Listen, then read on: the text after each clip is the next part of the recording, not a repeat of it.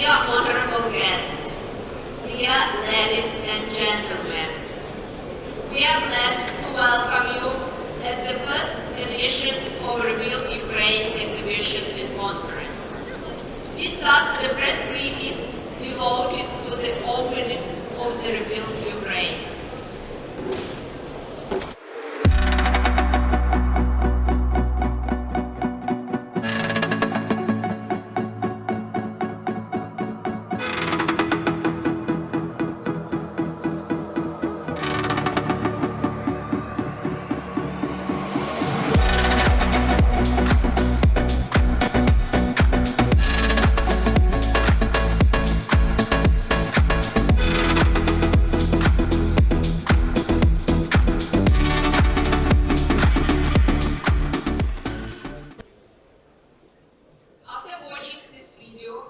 We would like to express our gratitude to the armed forces of Ukraine and the air defense forces for saving our lives.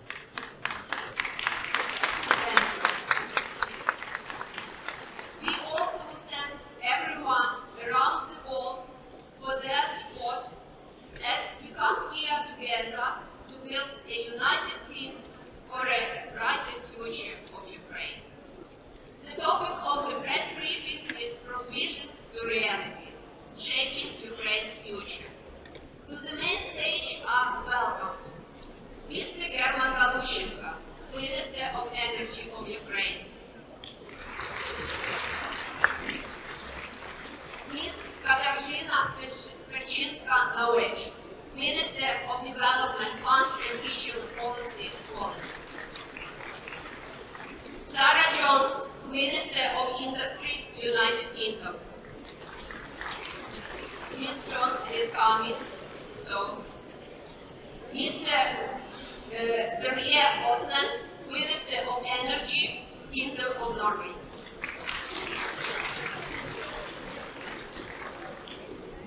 Lenius Gravis, Minister of Energy, Republic of Lithuania.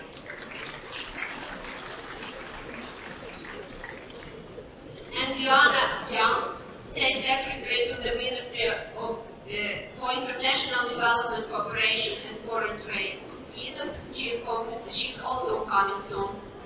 Alexei Sobolev, First Deputy Minister, Ministry of Economy of Ukraine.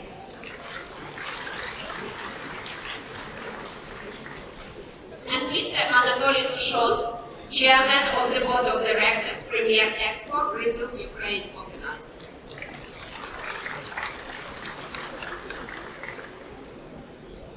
The first speaker is Mr. German Galushenko.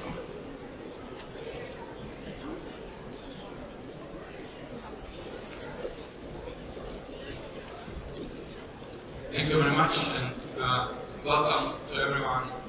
It's a pleasure to be here. Another year. I remember the previous year conference, and I would say that we are only increased in numbers, in the companies, and people really see their future together with Ukraine.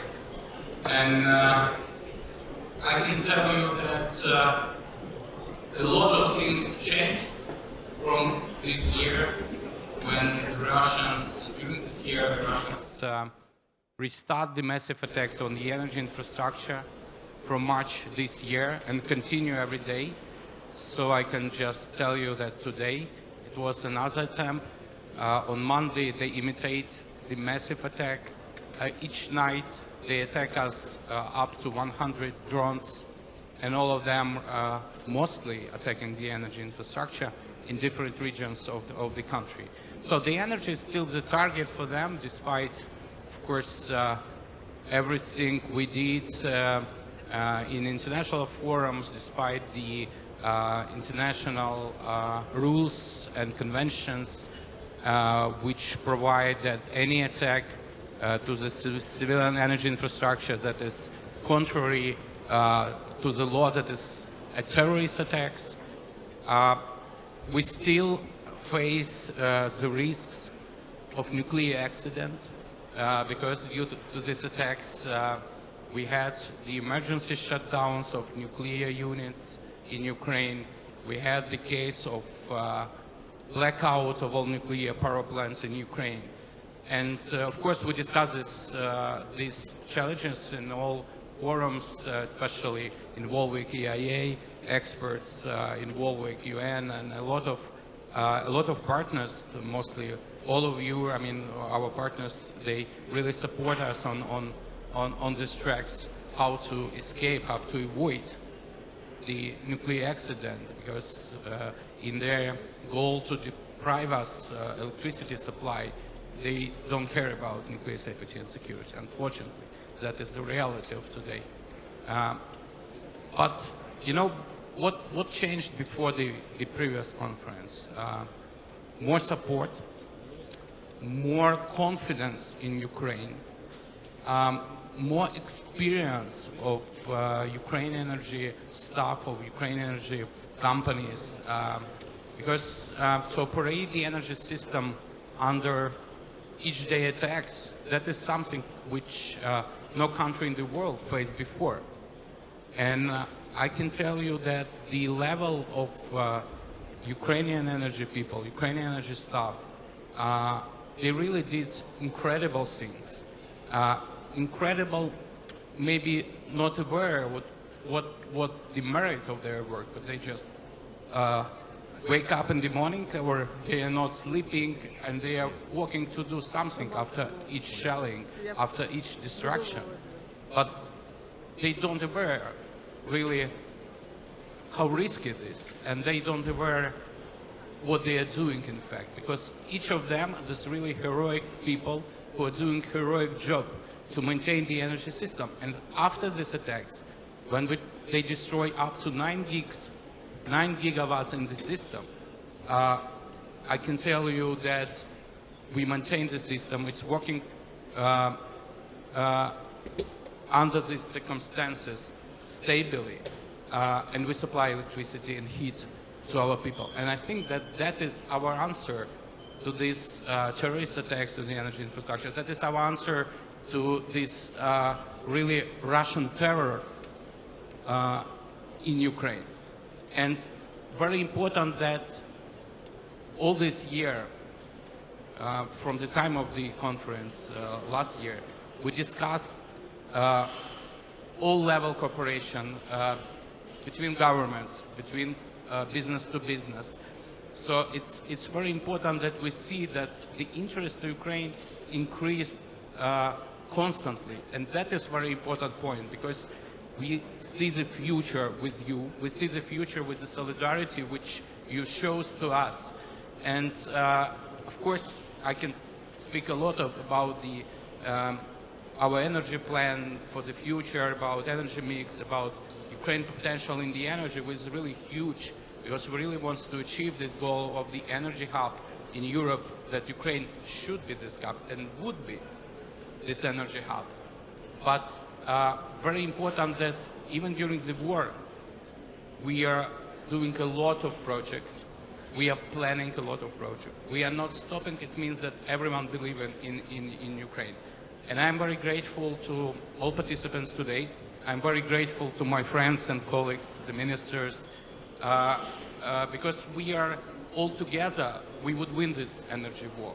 We call it the energy front, like the second line, because of course the more important line, that is our soldiers, that's our army, which is protecting us on the battlefield. But our line of the energy front, it's also key and vital, and it's very important for the country, and it's very important for our victory. So that's why, again, thank you all of you. I'm very glad. I really wish you a very good days of the conference. I wish you fruitful cooperation, fruitful contracts. I know that a lot of contracts is planning to be signed during these days. And thank you for believing in Ukraine. Thank you for being with us. Thank you for your solidarity. We will never forget everyone who stand behind us in these very dark times of our history, but which brings another times, times of prosperity of the country. Thank you very much.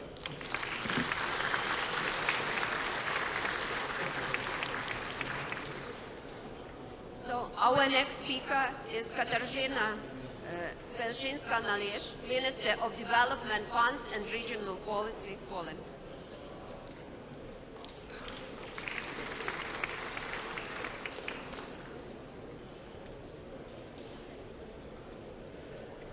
Dear Minister Galushenko, dear ministers and high representatives, dear representatives of the European Commission, local governments officials and entrepreneurs from Ukraine, Poland and all other countries represented. It's my great pleasure to welcome you in Warsaw. I'm happy that I can be with you today at the opening of the 4th International Exhibition Conference, ReBuild Ukraine Construction Energy. In a few days, we will be witnessing the 1,000 days of the full-scale, unprovoked Russian aggression against Ukraine, as well as 1,000 days of the bravery of the Ukrainian defense. Poland has stood and stands in the same place from the beginning, supporting Ukraine firmly from day one, taking care of the refugees and promoting Ukraine's aspiration to become a full member of the EU and NATO. Here in Poland, we know too well what it means to fight for your own independence and freedom. The fight that Ukraine is currently pursuing takes place not only at the battlefield, but also in the economy dimension. That is why I am pleased to see so many nationally diverse companies today that are interested in having their input in the Ukraine's recovery and modernization process. Polish companies are among those that already have a vast experience of cooperation with their Ukrainian partners, and we are creating special financial mechanisms that can support their involvement in the recovery process, hand in hand with the Polish Development Bank. At the same time, we make an efficient use of the EU funds to improve connectivity with Ukraine by enhancing transport infrastructure in eastern Poland, as well as modernizing and improving our joint road and railway border crossing. In this way, we contribute to the EU Solidarity Lanes initiative and respond to the challenge of becoming a logistic hub for the reconstruction. Poland is also actively supporting the leading role of the EU's Ukraine Facility mechanism in leveraging more corporate and private financing for the recovery and modernization of Ukraine. The main topic of today's exhibition and conference are clearly reconstruction and energy. However, the successful process of recovery will require more private involvement across all the sectors. Having said this, I would like once again welcome you very warmly to Warsaw and wish you a successful conference which will bring a lot of guidance, advice and partnership on the forward-looking investments in Ukraine recovery. Thank you.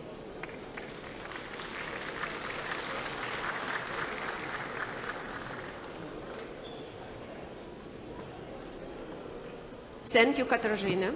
And we are glad to welcome Sarah Jones, Minister of Industry, United Kingdom.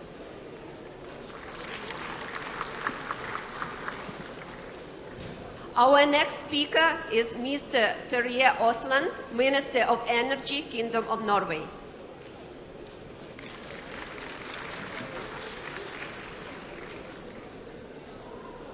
Dear Minister Galushenko, ladies and gentlemen, esteemed colleagues, as we gather here at the ReBuild Ukraine conference in Warsaw, we approach a grim milestone. 1,000 days since Russia launched its brutal and illegal war of aggression against Ukraine. During these 1,000 days, the Ukrainian people have shown courage and strength. They have endured suffering, and much of their country's infrastructure has been shattered by relentless bombings. Nowhere is this devastation more critical than in Ukraine's energy sector, a lifeline that Russia has deliberately targeted as part of its warfare.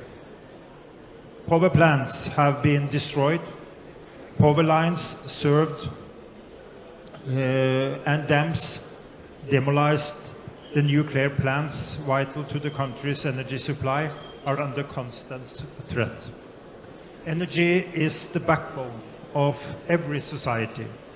As an energy nation, Norway recognizes the significance of energy. That is why our support for Ukraine's energy sector has been and will continue to be a top priority. Through the Nansen program and in formalized collaboration with international partners and Ukraine itself, we have dedicated ourselves to supporting Ukraine's energy resilience. Through these efforts, Norway is directly helping ensure energy security for people and industries in Ukraine. Our commitment does not stop there. International cooperation enables us to coordinate effectively and achieve a greater impact together. European cooperation, both military and civilian, is essential in addressing this war within Europe. Let me also add that I am especially pleased to see the number of companies represented here.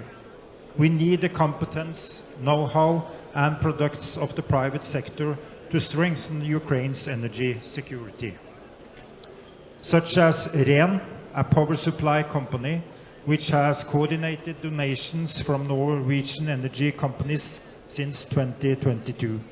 They have provided essential equipment, substations, emergency generators, and other critical assets, directly supporting Ukraine's power sector. We need it all: policies, cooperation, and private initiatives and investments, because it appears that this war will not end soon. This is not a message of despair, it is a message of hope. That is why I stand here to affirm Norway's long-term commitment to supporting Ukraine. We will continue to provide assistance for as long as it is needed. Ukraine's fight for peace and freedom is in many ways our fight as well, to preserve a free and democratic society in Europe. Thank you so much. Thank you, Mr. Osman. First of all, we would like to welcome at our stage also Diana Janse, State Secretary to the Minister for International Development, Cooperation and Foreign Trade from Sweden. Yes, and we would like to say thank you to Ms. Katarzyna, as she has a meeting right now in the Cabinet of Ministers and she has to leave us. So thank you for coming. The next speaker is Sarah Jones, Minister of Industry, United States. Sorry, United Kingdom. So. Thank you so much. Apologies that I was a few minutes late. We were having a breakfast with UK businesses and Ukraine businesses talking about collaboration, which is what we're here to do today, and it was a very productive session, so I'm glad I was able to do that. Can I start by offering my thanks to the organisers for putting together such an incredible event, to the people of Warsaw for hosting us today, and of course to the Ukrainian delegation that has joined us this morning. It's heartening, is it not, and humbling to see the level of international support here today. neighbours from across the continent and beyond coming together to support the people of Ukraine.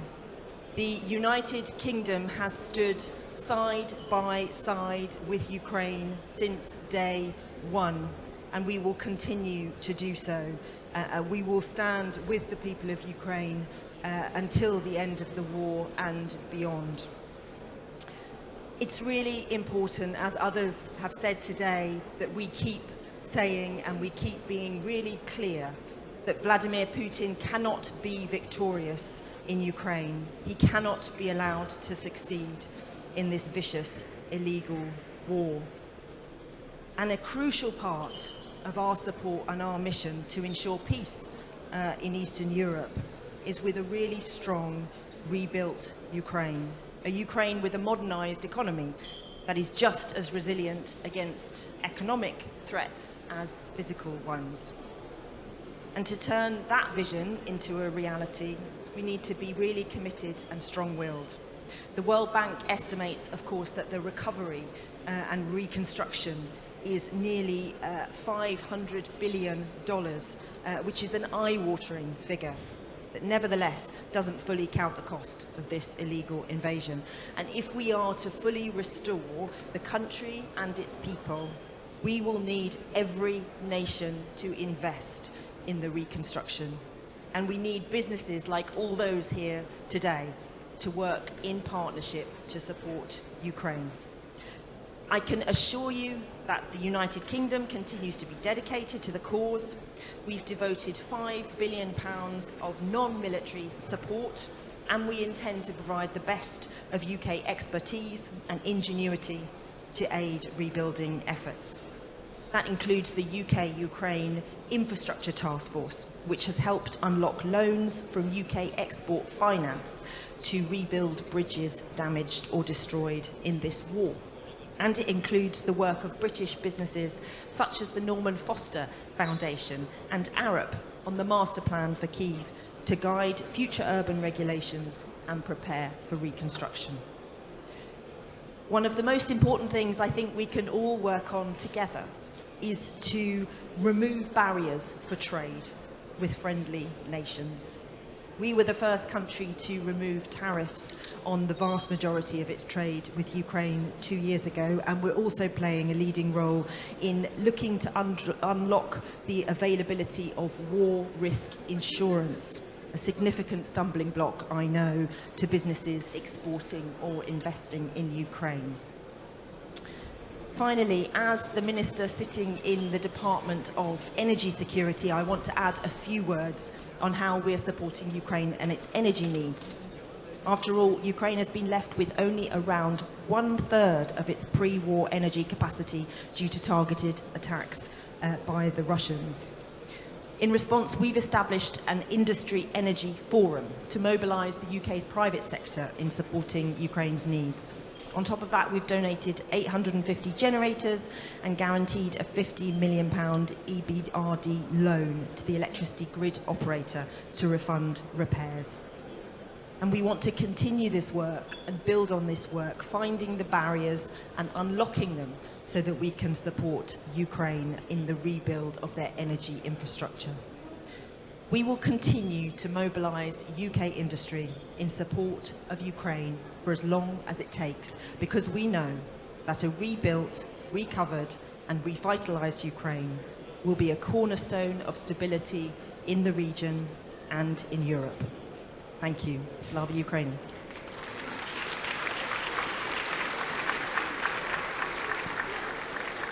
Thank you, Ms. Sarah, Minister of Industry, United Kingdom. Our next speaker is Danius Kreivis, Minister of Energy, Republic of Lithuania.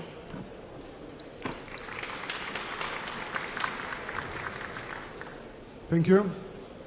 Dear ministers, dear colleagues, dear friends, dear German. I'd like to once again express very clear position. Lithuania remains a strong supporter of Ukraine and its fight for territorial integrity, sovereignty, security and welfare of its people.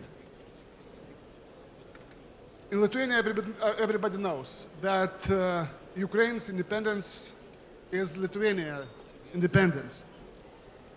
And Ukraine victory is Lithuania victory, and vice versa. And we are ready to continue to sharing the cost of Ukraine independence. Speaking about Ukraine's future, it's very important to focus on the most urgent needs of Ukraine to make sure we did our best to shape its future. Since the day Russia invaded Ukraine, Lithuania's support to Ukraine's energy sector never ceased. And currently, we are working on new additional package of equipment for Ukraine energy sector, which includes transformers for Ukraine nuclear power plants. Lithuania is the largest provider of electricity generators and transformers to Lithuania, despite being a very, very small country. We are also providing solar panels to ensure safe operations of nuclear power plants in Ukraine in case of energy losses. Among many things, we are donating an entire thermal power plant, which has already been dismantled and will be delivered to Ukraine as soon as possible. But this is not enough. It will never be enough as long as Russia continues shelling Ukraine's civilian and energy infrastructure. It's now our responsibility to work closely with Ukraine to help its people to survive this winter and to lay groundwork for modern, market-based, resilient, and sustainable Ukraine's energy system in the future. And I'm happy seeing here many companies from Europe which are committed to Ukraine's independence, to Ukraine's energy sector future. And we need to make clear that we, as friends of Ukraine, to continue to stand firm with the country and continue working to help Ukraine meet its energy needs. And we welcome strongly support of IEA, in the International Energy Agency, which made special report on Ukraine's security, energy security in the coming winter, which sets out 10 points action plan to help Ukraine meet its energy needs. And it's very important that IEA and the European Commission continue to advocate for implementation of that plan and uses their convening power to mobilize resources for Ukraine's energy sector. Lithuania has launched a Friends of Ukraine initiatives within IEA framework. It aims providing measures for second phase of joint work program and is expected to be more comprehensive and provide long-term perspective for assisting Ukraine in its energy security. Lithuania will support it financially this year and in the years to come. International efforts to rebuild Ukraine's energy infrastructure is very, very important. But the most effective help would be providing Ukraine with the means to defend itself. Air defense would protect Ukraine's power generation from Ukraine generation units from drones and bombs. Long-range missiles would knock out the airfields of military bases from which those drones and rockets are arriving. Let's keep this in mind while building our next support package and supporting Ukraine until the victory. Thank you. Thank you. Our next speaker is Diana Janse. Is Diana Janse, State Secretary for the Minister for International Development Cooperation and Foreign Trade, Sweden. Excellencies, honored guests, ladies and gentlemen, it's a pleasure being here and thank you all for being here today. This gathering is an important manifestation of our unwavering support for Ukraine. In less than 1 week, 1,000 days will have passed since Russia launched its full-scale aggression on Ukraine. This brutal and illegal aggression continues to create suffering for countless people. It violates Ukraine's sovereignty and territorial integrity, and it threatens our common security. The courage shown by the Ukrainian people to counter Russia's aggression is remarkable, as they keep on fighting for their own freedom as well as ours. Sweden's support to Ukraine stands firm and remains the Swedish government's foremost foreign policy task. We work together with our European and international partners to ensure reliable and long-term support. European and transatlantic unity is of utmost importance. The needs in Ukraine are enormous, and they are both urgent and they are long-term. Our support is now more crucial than ever. Only Russia would benefit from us losing focus on Ukraine in this turbulent era. This meeting is an excellent opportunity and arena to make sure that our support remains effective and efficient, to mobilize and announce further support to Ukraine, and to match public efforts with private sector engagement. Sweden has supported Ukraine's sovereignty, territorial integrity, and European integration for decades. We will continue to support Ukraine to win this war and to keep advancing on the road to EU membership. Our support remains steadfast and it's increasing. Since the full-scale invasion, Sweden has provided a total of 5.5 billion USD in military, financial, humanitarian, and civilian support to Ukraine. Out of this, 4.5 billion has consisted of military support. The government of Sweden has made a long-term commitment of a minimum of 6.9 billion USD in military support to Ukraine between 24 and 26. Our government intends to make a multi-year commitment on the civilian side as well, with at least $515 million annually during the coming years. Not only is this a long-term commitment, but it's increasing in volume. Sweden's commitment aims to meet both immediate needs and reconstruction in the long term. The energy and construction sectors are especially prioritized areas. Particularly, the needs are set to increase ahead of the approaching winter. The government has therefore provided nearly 100 million USD in support of the coming winter, dedicated to meet Ukraine's immediate needs, including energy supply. We are also directed to Ukraine's path towards EU membership. Everything that we, the attendees of the ReBuild Ukraine, are working on must aim at building the new Ukraine, the future EU member of Ukraine. A crucial part of Ukraine's recovery and reconstruction must come from the private sector. No public money in the world will be enough to rebuild Ukraine. And every lesson from history tells us that foreign aid can be useful, but in order to create prosperity, we need private investments, market economy, entrepreneurship, and the rule of law. We must encourage private investments to meet these immense needs. However, not only capital is needed, we also need companies to bring their know-how and solutions. By engaging in Ukraine, the private sector will contribute to creating jobs, strengthening the Ukrainian economy and resilience, and multiplying the impact of foreign aid. The needs are enormous, but it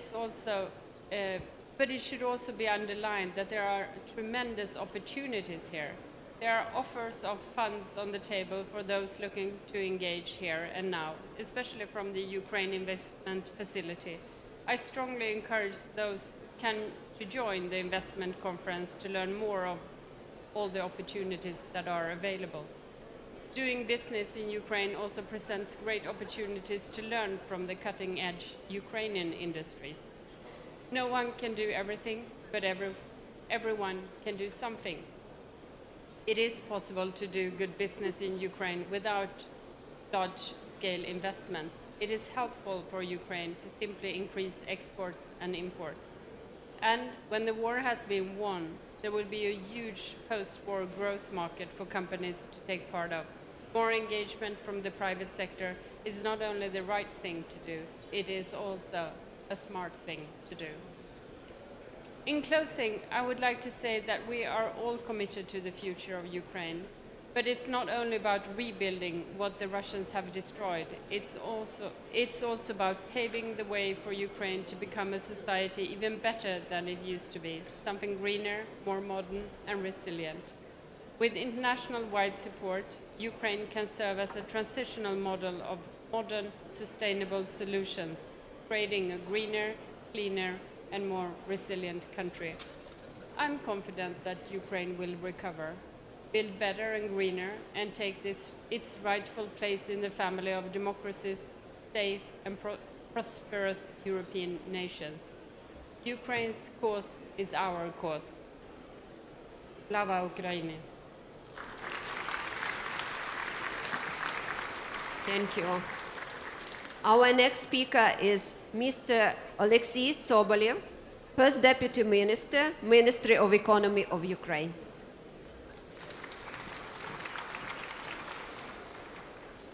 Thank you. Dear colleagues, on behalf of the Minister of Economy Ukraine, Yulia Sviridenko, we're glad to welcome you all here.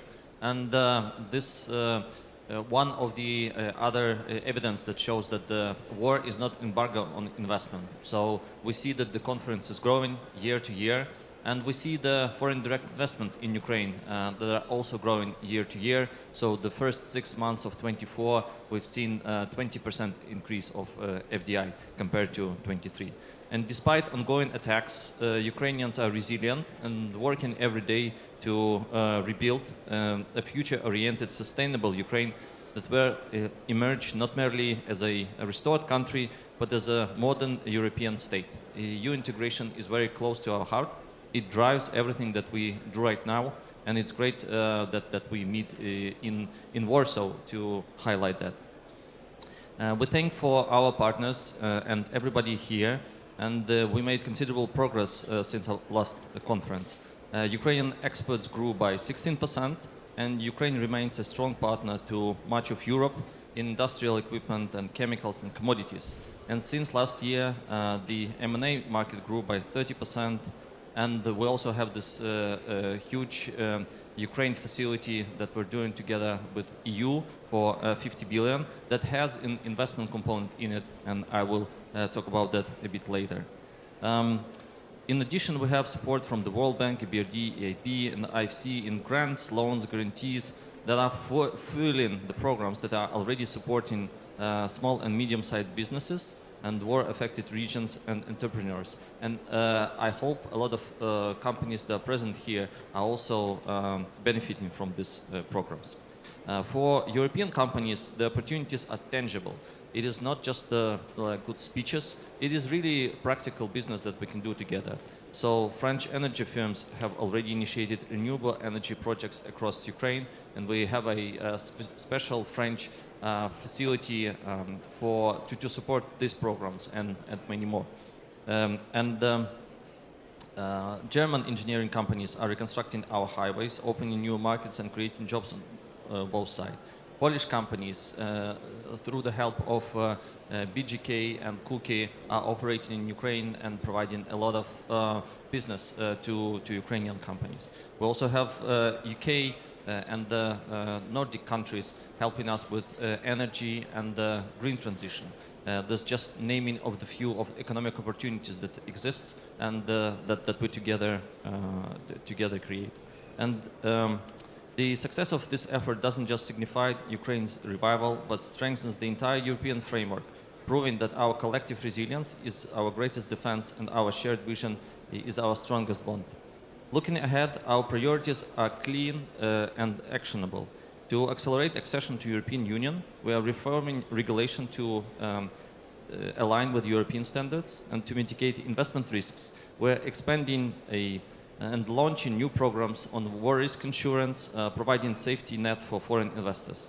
And you'll be hearing about some of the announcements during this conference. So will be also very actionable. After today, new instruments will be available for a lot of businesses that you represent to participate and to make more business in Ukraine. To rebuild critical infrastructure, we have developed a single project pipeline of the most critical national public investment projects. You can access it through Ukraine's DREAM system, which I think also many of you might know. So there is a government-approved single project pipeline of projects that the government is supporting, is prioritizing, and your companies could also participate in. And we're introducing a dedicated investment tool to provide corporate and SMEs with tailored financial solutions, including grants, concessional loans, equity investments, and industrial parks, compensations for major investments. So these programs exist. Some come from our partners' budgets, some come from Ukrainian budgets, but they all aimed at having more joint ventures, more companies operate in Ukraine and build factories, plants, and other type of businesses. Lastly, we are focusing on supporting all the Ukrainian refugees that Europe currently is housing, and we're hoping for them to return to Ukraine. We are working with partners to put initiatives in place to provide housing and employment opportunities to get these people back and ensure that their skills contribute to our nation rebuilding process. And together we can turn these practical steps in a collective success story, so Ukraine could be a successful European nation. Thank you for that. Thank you. And our next speaker is Mr. Anatoly Sushon, Chairman of the Board of Directors of Premier Expo Company, organizer of ReBuild Ukraine.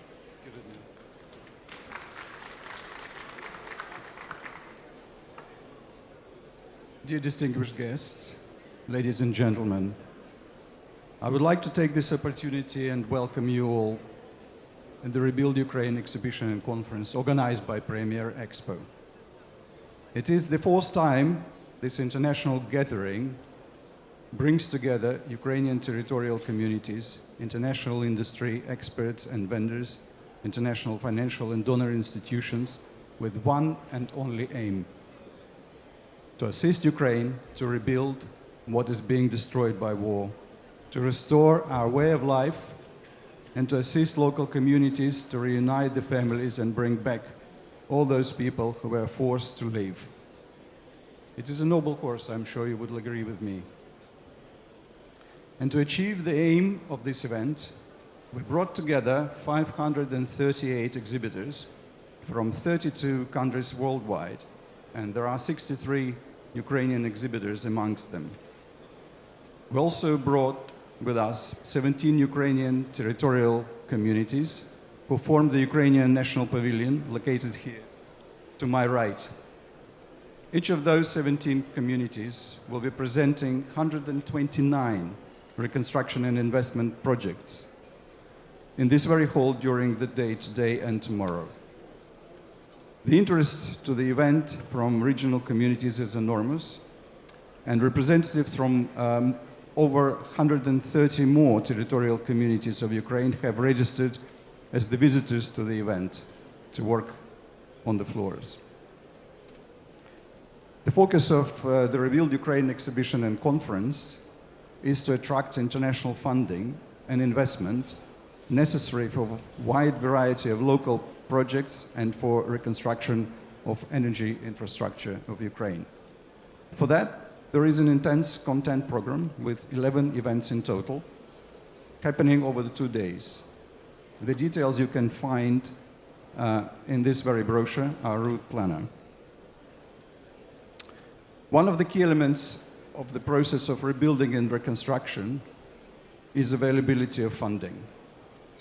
I'm proud to announce that this time our team identified, invited, and helped to register over 600 representatives of the most reputable international finance institutions, investment funds, and donor organizations who will take active part in the program of the events.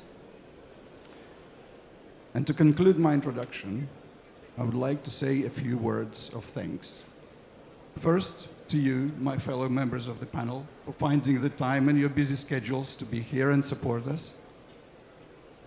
I'd like to thank all the governments and all the group organizers of national pavilions, all the exhibitors, for being present and for your willingness to actively support the noble cause of rebuilding Ukraine. A very special thanks goes to the European Commission. We worked with the European Commission for this event for the first time, and they were instrumental in organizing one of the focal events called EU-Ukraine Investment Conference towards Recovery and Close Integration. It will be happening right here after the opening. Thank you to Confederation of Builders of Ukraine, with whom we organized another important event called Recovery Construction Forum 3.0. Next up, there are 3 Ukrainian ministries who supported, consulted, and carefully guided us all the way in the run into the event. And they're namely Ministry of Energy of Ukraine, Mr. Galushenko, the Ministry of Economy of Ukraine, and Ministry for Communities and Territorial Development of Ukraine. Thank you all. Big thanks to the leadership of the local communities of Ukraine, who managed to find time and resources to be present here. The event is designed for them in mind, but we all understand how difficult it is to leave their communities, even for a few days, while the war is still raging. Thank you. Our hosts in Warsaw, Expo 21. This is the wonderful venue and its professional team. Thank you for welcoming us here and assisting us to create such a magnificent event. And last but not the least, my team, our team. Premier Expo is a private company, a Ukrainian exhibition and conference organizer, and I can confidently say that very few, if any, private organizers could have done an event of such profile and magnitude without any state support. We did this. Our team worked tirelessly and bravely, no matter all the hardships of living and working in a wartime Kyiv. And we delivered this. We're proud, and we hope you will have 2 very successful, productive days. Thank you very much. Thank you very much, our dear panel speakers. And we have now a very short questions and answer session. So, your questions, please. Everyone is very, yeah, please.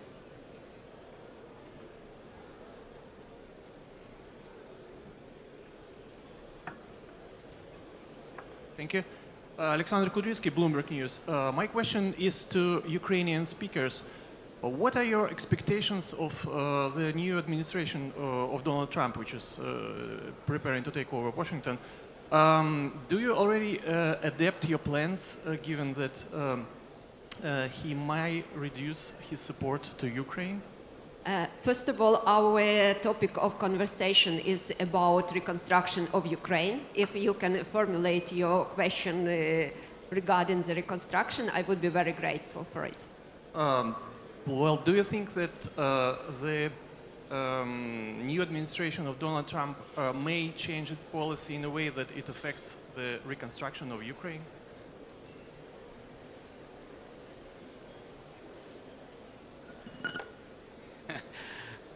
I can tell you about the energy sector. So if we are talking about the reconstruction, so we, in fact, our cooperation with the United States in the field of supporting us in the energy is really huge. And in this eve of another, and this year of another attacks on the eve of new winter, of course, the best solution for the energy that the air defense.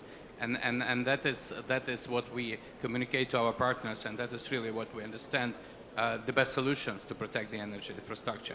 From the other side, we have a constant cooperation concerning many projects. I'm not talking about like the future project like net zero or cooperation on nuclear, but we are now talking mostly about the supply of equipment, donation of money, and I am absolutely sure that it won't stop. I mean, because we are talking about the situation when the lack of this equipment, the devastation of this equipment brings people suffer during the hard times of winter. That's why I can't imagine that this cooperation could be stopped. Thank you. Thank you. I can just add that Ukraine has a bipartisan support, has had it before, will have it later, and also our president have presented the Ukraine victory plan to both candidates for the president. It had very productive talks, so the cooperation is ongoing. Thank you. Thank you. Thank you for the answers. The next question, please. Hi, my name is Mareike Müller, German Business Daily Handelsblatt. My question goes to the Ukrainian representatives as well. In order to rebuild, you need a strong workforce. You have a big lack of labor and of skilled labor at the moment. How are you planning to address that? Yeah, so that goes to under the Ministry of Economy portfolio. So this is very important for us. For example, we see that the average salary for Ukraine this year grew more than 20%. That reflects the needs of businesses. They usually highlight this as a big need. So there are like several ways. First of all, we have a lot of internal migration because of the war, and we need to reskill those people. So retrain them because the companies that were operating either occupied or they moved to a different location. For that, we created during the Berlin conference Skills Alliance, which is an alliance of a lot of the companies with the aim to train more than several hundred thousand people across the next 4 years. And this is just starting. We hope this initiative increases, and we already started retraining, for example, a lot of women in the thousands for mostly male-dominated positions, of course, because of the war. So like reskilling, retraining, and reintegrating people who moved is one area. The other area is, of course, veteran policies. So what we feel is for veterans, the easiest way back to society is through entrepreneurship. So we have a lot of grant programs that we run, and we run together with our partners that also run in the tens of thousands, and we're gonna have hundreds of thousands of veterans, and they're kind of incoming. And for that, we think entrepreneurship will kind of solve some of the labor force issues.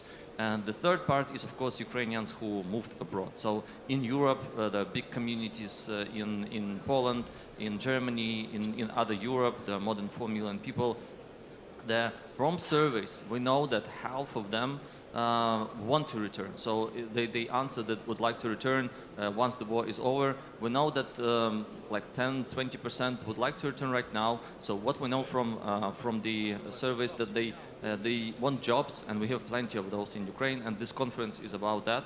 And so that's covered. They need some money to get up front to make this move, and they need housing and then social infrastructure. So basically, kind of building more housing will lead to people getting back into Ukraine. And we're also gonna create a unity agency that next year with the sole purpose of facilitating this process of getting Ukrainians back into Ukraine. Thank you. I can't hold myself back from highlighting a Swedish initiative we have in line with reskilling labor, where we support reskilling of women IDPs to become truck drivers, which is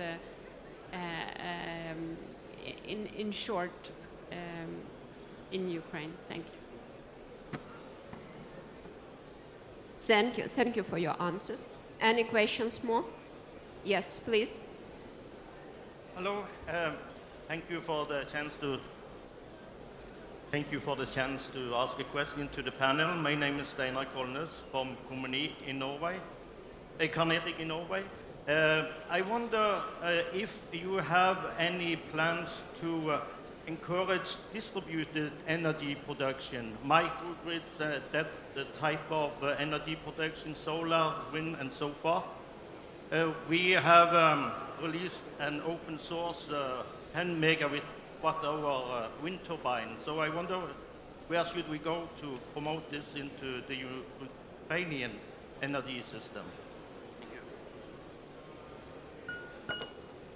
Thank you for your question. I just want just to stress that we have very fruitful cooperation with Norwegian government. We really have a lot of projects which we implemented together, and that is not only the just government-to-government support, and that is also business-to-business cases. And you mentioned the solar and wind turbines. So that is a part of our energy transition plan. I can tell you that that these attacks to the thermal plants, which Russian almost destroy every time. So it pushes us to move much faster in these green transition goals. That's why all the projects with these solar panels, with wind turbines, are very important for us because we really have a huge plan even for the next year. For instance, I can tell you that we are planning to construct something around 800 megawatts of wind for the next year. During the war, we have the experience how to start operation of the wind plants during the war, which is already operational, not far from the battlefield lines. So in fact, it shows that the potential of this type of generation is really huge for Ukraine, because we have these figures and we make it public in the solar or in the wind. But another issue which is very important, that we are not waiting until the end of the war. So we are implementing these projects now. So we are welcome. We have all national regulations concerning these projects. So, and we would be happy to cooperate and to make all conditions for that. Thank you. Thank you for very important questions we have today. Thank you also to our dear panelists. I would like to say that we finish our press briefing. If you have any additional questions, please, you can ask directly. And I invite all our panelists to a common photo, please.